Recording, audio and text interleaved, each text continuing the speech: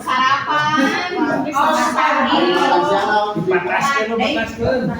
Terus Pak Adek kepingin memenuhi keinginan Pak Adek. Langsung memenuhi keinginan Pak Adek. Ayo terang api nyarios. Assalamualaikum warahmatullahi wabarakatuh. Kita lanjutkan ke materi berikutnya. Cepat saja, sebenarnya ini durasinya 4 jam pelajaran, tapi kita persingkat sekali ya. Tunggu kembang murid. Tos mana? Tos. Ariet.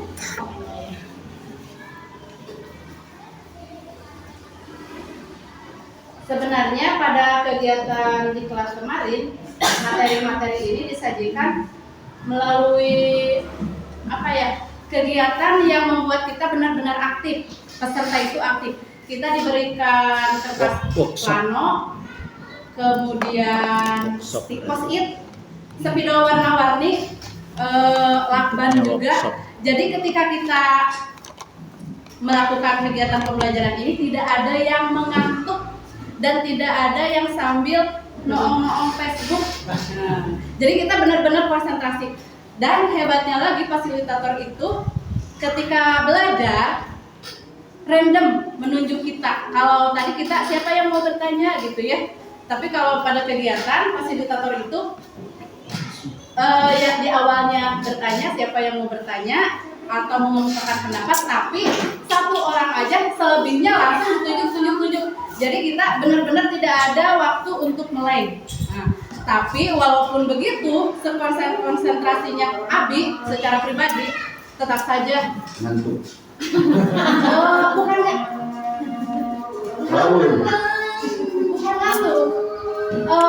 Penerimaan kita terhadap materi ini tetap saja terbatas ya. Jadi mohon maaf. Mau lanjut aja? Ada bersambung di mana? Ada nasi kemana aja bersambung terus? Ada. Waktu duhur itu jam setengah 12:05, setengah 12:05 berarti 11:35 itu duhur. Jadi kalau sekarang ada adzan lagi itu udah abaikan. Tadi yang awal harusnya yang sudah lewat sekarang mah itu adanya yang salah. Mengapa nggak tadi adanya? Adzan wae ambus. Mari kita lanjutkan. Kalau saya berhenti berbicara karena menghormati adzan, tetapi teman-teman juga berbicara juga. Ya. Mari kita lanjutkan. Tadi sudah disampaikan pada sebelum-sebelumnya bahwa kita sebagai kepala sekolah harus memiliki 3 kompetensi, yaitu kepribadian, sosial, dan profesional. Ada satu yang tidak kita miliki, bukan tidak kita miliki, tapi sudah tidak termasuk lagi kompetensi pedagogik ya. Lanjut. Kompetensi kepribadian kepala sekolah. Orientasi berpusat pada peserta didik. Lanjut ya, kita banyak yang di skipnya aja ya. Yang pertama, empati terhadap peserta didik. Empati itu apa sih, Pak, Bu? Rasa empati. Ikut merasakan apa yang dirasakan oleh orang lain gitu. Ikut merasakan apa yang dirasakan oleh orang lain. Kemudian empati itu dasar dari kepedulian terhadap kebutuhan. Ada satu kalimat, tapi aku sambil guys, mengulang kalimatnya. Inggris ya? Enggak. Kalimatnya bahasa Indonesia, tapi sering lupa. Kalimat ini dasarnya dari empati kalau menurut saya. Memimpin dengan hati, dari hati ke hati, dengan sangat hati-hati supaya bisa sehati. Jadi intinya hati gitu. Jadi kita sebagai pemimpin harus benar-benar menggunakan hati supaya kita bisa sehati dengan orang-orang yang kita pimpin. Nah, jadi empati itu dasarnya. Selanjutnya, respect atau menghargai seseorang. Lanjut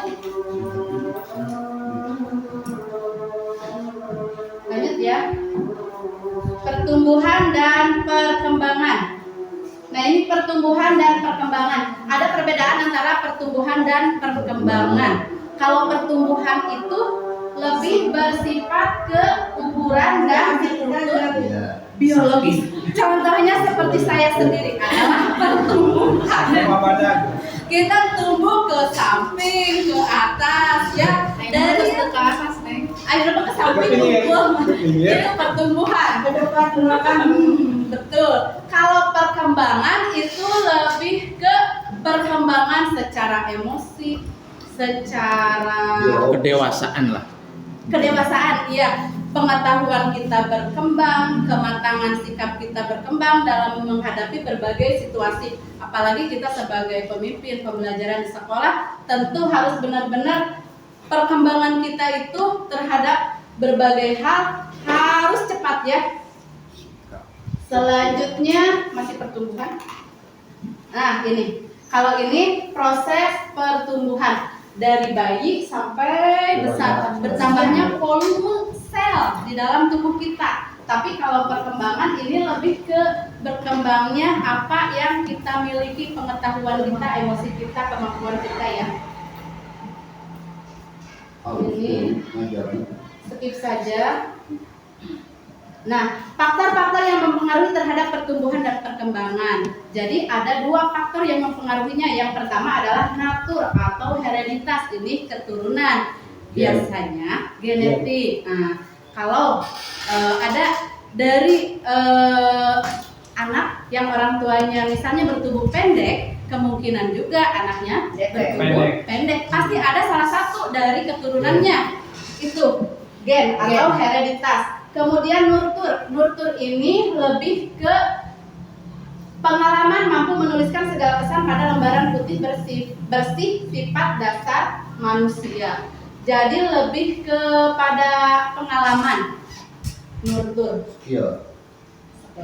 Kemudian ini. Nah, ini perkembangan kognitif.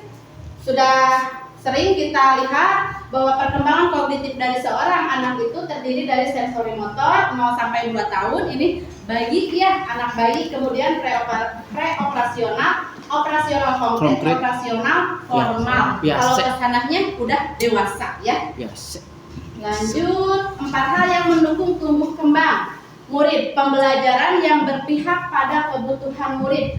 Berpihak pada kebutuhan murid harus mulai dari perencanaannya. Harus sudah jelas ya, sudah berpihak. Kemudian prosesnya dan penilaiannya. Kalau di kelas-kelas, guru itu mengembangkan pembelajaran berdiferensiasi. Pembelajaran yang memenuhi kebutuhan murid. Jadi murid diberikan materi pelajaran, diberikan gaya belajar berdasarkan apa yang memang mereka mampu. Seperti tadi Pak Pengalaman utarakan, ada anak-anak yang visual, ada yang auditorik, dan ada yang kinestetik. Seperti Ibu Ida tadi anaknya kinestetik, gak mau diam gitu ya waktu kecil gitu. Nah, jadi pembelajarannya supaya yang cepat dia dapat harus bagaimana? Nah, nanti diberikan oleh guru pada proses pembelajaran berdiferensiasi. Kemudian lingkungan dalam satuan pendidikan yang aman, nyaman, dan menyenangkan. Nanti ada di pembahasan berikutnya. Kemudian budaya sekolah yang reflektif, senang untuk belajar, berbagi, dan berkolaborasi. Tadi bisa dilakukan dalam Hombel, budaya sekolah yang reflektif. Kemudian hasil belajar murid, literasi, numerasi, dan karakter terus meningkat dari waktu ke waktu. Kemudian ini sudah ya, kebutuhan murid inklusif, nanti kita bahas. Berkolaborasi berkelanjutan.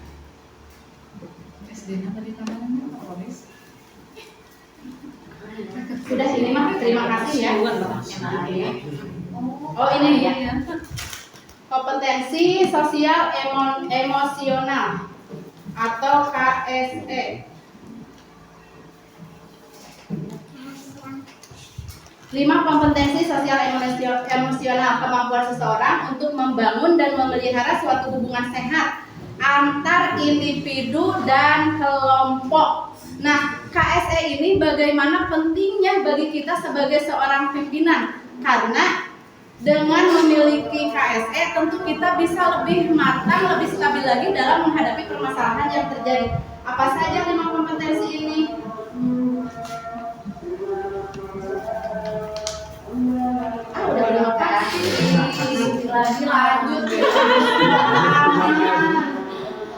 Satu, terima kasih. Satu lagi. Sekolah aman. Satu lagi, Sekolah Pak. aman, nyaman dan menyenangkan. Nah, judulnya dulu. Sekolah aman, nyaman dan menyenangkan. Jadi bukan saja aman tapi menyenangkan, tapi juga nyaman. Di mana anak-anak ketika proses pembelajaran telah selesai, mereka tidak buru-buru ingin pulang ke rumah, tapi mereka ingin tetap berada di sekolah. Yang lami-lami di sekolah aman. Terlepas dari itu bermain ataupun belajar, karena pada dasarnya ketika mereka bermain mereka juga bisa belajar. Rumah kedua. Lanjut. Aman, nyaman, menyenangkan bagi gurunya enggak? Harus dong. Ya makanya gurunya enggak nyaman, enggak menyenangkan, ada menyenangkan ke murid. Iya. Aman, nyaman, menyenangkan. Tadi kembali lagi ke pembelajaran sebelumnya, 5 kompetensi sosial emosional itu harus dimiliki oleh kepala sekolah supaya bisa menciptakan bukan hanya kepala sekolah tapi guru-guru juga. Berarti warga ya. Seluruh warga sekolah. Aman itu yang apa? Aman itu sekolah yang Semuanya. terlindungi dari ancaman kekerasan seperti perundungan. Nyaman, sekolah yang menciptakan suasana yang mendukung konsentrasi dan fokus siswa. Menyenangkan, sekolah yang menciptakan suasana belajar dan mengajar yang menyenangkan. Lanjut, ini peraturan terkait sekolah aman, nyaman, dan menyenangkan. Nah, ini mewujudkan sekolah aman, nyaman, dan menyenangkan. Ada 4 poin yang harus kita garis bawahi. Yang pertama, mencegah dan menanggulangi tindak kekerasan di lingkungan sekolah. Tentu itu poin yang utama. Kekerasan itu bukan hanya menyangkut kekerasan secara fisik, tapi bisa juga kekerasan secara psikis, verbal, ya kekerasan verbal seperti tadi Pak Ade yang ditanyakan di sesi-sesi awal, banyak anak-anak yang berbicara kasar. Nah, terkadang jangankan bicara kasar saja, anak yang di rumahnya mereka terbiasa dengan bicara bahasa Indonesia atau bicara-bicara dengan bahasa Sunda yang halus, ketika mereka dipanggil maneh, mereka itu akan merasa tersinggung. Mereka akan merasa tidak enak, akan merasa dikasari, padahal itu cuma maneh saja gitu. Mereka pinginnya apa yang mereka dapat di rumah, kasih sayang, perhatian, bahasa, mereka juga dapatkan di sekolah. Nah, jadi kekerasan di sini tidak hanya menyangkut kekerasan secara fisik, tapi psikis dan verbal juga. Kemudian ada yang dipanggil nama juga. Nah, iya, ada. Karena di rumah apabila dipanggil nama itu berarti marah. betul. Sami murang kali abisnya gitu Pak Kawita. Murang kali abis gitu. Ketika kita di rumah manggil ke anak kita kakak, adik, teteh, aa, ketika dipanggil nama berarti itu si mama dan si ayah teh geus ampeknya sudah marah. Jadi ketika dia di sekolah dipanggil nama sama temannya, dia merasa gimana gitu ya. Gitu. Makanya itu pentingnya guru kelas itu untuk selalu mendampingi anak-anak supaya mereka dapat pemahaman. Itu pupujian termasuknya. Pujian termasuknya. Pupujian itu nggak baik sebenarnya, itu karakter nggak baik. Iya. Harus diberi pengertian tetap. Nah itu pentingnya guru kelas. Pupujian ya tak. Kasih pengertian Adek. ke anak guru. Bukan pembenaran ya kan. Tentunya dengan bahasa anak supaya dia bisa membedakan Pupujian. antara kondisi di rumah dan kondisi di sekolah. Untuk dipanggil haji, ambek. Oh. Betul.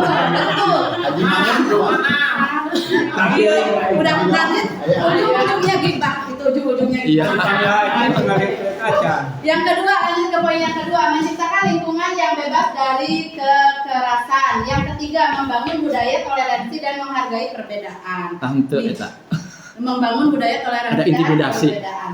Kalau orang lain intimidasi. Kita itu sekolah kita itu sekolah yang homogen ya, homogen dalam artian agama kita sama, agama muslim semua, suku kita sama, suku Jawa, suku Sunda lah. Jadi intinya nama kalau dari ras mungkin itu tidak akan terlalu tampak, tapi yang sering anak-anak yang sering di apa ya jadi bahan guyonan, misalnya gini, kulit kamu mah maghrib gitu kan kalau orang yang tidak tahu maghrib itu apa gitu, padahal itu udah menyinggung sara atau ras, karena ada teman-teman kita dari Indonesia Timur yang berkulit hitam. Jadi bahasanya sekarang enggak terlalu sarkastis, tapi emang maksudnya ya seperti itu, sindiran. Nah, gitu. Kemudian perbedaan juga ini bukan hanya perbedaan dari itu ya, sekolah inklusi ke sekolah inklusif. Misalnya ada di beberapa sekolah teman-teman yang anak-anaknya memiliki apa ya itu teh, berkebutuhan khusus. Nah, ada anak-anak yang berkebutuhan khusus inklusif seperti di Pak Ade, di Abu Ogenang Ayah. Kami lah setiap sekolah ayah anu benar-benar Keterlambatan harus belajar. menghargai. Kalau keterlambatan saja, di Abi punten ayah anu anak ada disabilitas dan ketika dia berbicara dia itulah pokoknya gitulah. Jadi Eksotik. Kulitnya eksotik. itu bisa bicara. Itu mah nggak bisa. Oh. Radin. Nah, bagaimana kita sebagai pemimpin di sekolah harus bisa menumbuhkan kepada guru-guru, kepada anak-anak juga, supaya anak-anak yang berkebutuhan khusus itu tidak merasa dibedakan, tapi mereka merasa berada di kelas yang sama. Nah, itu sekolah inklusif. Kemudian yang keempat, bertanggung jawab atas tindakan yang dilakukan. Nah, ini kriteria sekolah aman segi fisik pasti sudah tahu ya. Kalau segi fisik berarti dari bangunannya, dari sarana prasarana, bahkan kalau di sekolah seperti ini saja, ini bisa dimasukkan sekolah aman tidak? Tidak. Ini tidak. Kabel seliweran di mana-mana itu termasuk sekolah yang tidak aman. Kalaupun misalnya flat panel ini tidak dikunci, rodanya itu juga masuk tidak aman. Jadi benar-benar banyak sekali di lingkungan sekolah kita yang bisa jadi celah membuat sekolah kita tidak aman. Bukan hanya dari segi bangunannya saja yang sudah mau roboh seperti atap bangunan di sekolah saya. Atapnya sudah bergelombang, itu sangat tidak aman. Curhat, Bu. Kepada Pak Pengawas, terang. Pami musim hujan, ia dibukakan Pak. Kedatangan tadi ke Pak Korwin. Di atas anu terang. Dibukakan, pilih lupin anu Pak berat non teh. Kriak gitulah, kayu panas, kayu patah. Angin gelembung nah hilingeun itu. Angin dulu siap-siap keluar. Biasa dicuak teh, bagian atasnya pisan bergelombang ini. Dulu mah dibakar, dulu mah itu teh. Angin kacimin. Iya dibakar dulu. Bakar lagi. Sekolah geus butuh bakar heula sampai dibangun gitu. Tadi segi fisik, sekarang segi sosial. Nah, dari segi sosial, tindakan kriminal, pencurian, alkoholisme, premanisme kecil-kecilan misalnya gini. Malah budak alit jajan 2.000, hoyong keneh jajan ukeun lah temannya. Keun ari atas mah geus karu etanya palak, memalak. Tapi minta es aja, minta makanan aja jajan cilok 2, jangan abi hiji secara paksa. Itu sudah melakukan premanisme kecil-kecilan. Nah, itu yang benar-benar harus kita perhatikan. Ada arti berbagi dan ada arti malak, itu jauh berbeda. Kalau berbagi berapapun, kita punya uang 5.000 mau kita bagikan, itu berbagi, beda lagi urusannya. Tapi kalau minta 500 perak pun berarti itu masuknya premanis, malak. Ada yang harus diperhatikan. Kemudian ya. Instruksi paksa biasa. Instruksi paksa.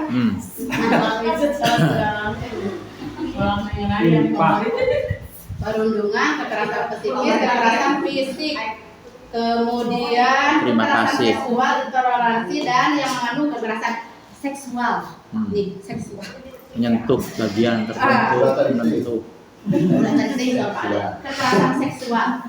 Secara verbal juga bisa. Secara verbal, secara tindakan ini masuk kekerasan seksual itu banyak ya, banyak. Termasuk gini, kita di dalam satu sekolah, sok aya wae budak anu golongan tulang lunak ya. Ada aja anak yang golongan tulang lunak. Nah, itu yang harus kita jadi konsentrasi ya. Sebenarnya anak tersebut tidak akan mengganggu bagi orang lain, tapi ketika kita membiarkan anak tersebut berkembang dengan tulang lunaknya, tentu kita ikut andil pada kesalahan anak tersebut, ikut andil terhadap tumbuh kembang anak tersebut. Jadi itu harus diperhatikan.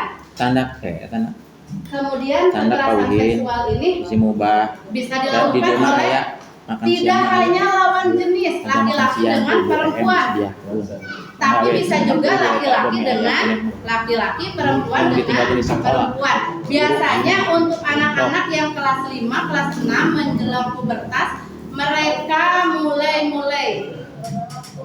bersinggungan dengan kekerasan seksual. Makanya kita di sekolah harus lebih lagi hati-hati. Kekerasan seksual. Lawanannya. Terutama ini kita punya toilet yang tidak mencukupi, tidak sesuai dengan jumlah. Nah, kita punya toilet. Itu tanggung jawab itu. Itu tanggung jawab. Kalau urusan toilet tanggung jawab pemerintah tentunya, karena itu menyangkut pembangunan yang lebih banyak. Ya. Tapi kalau urusan kekerasan atau dampak yang ditimbulkan dari masalah toilet itu berarti tanggung jawab kita ya sebagai yang punya sekolah gitu.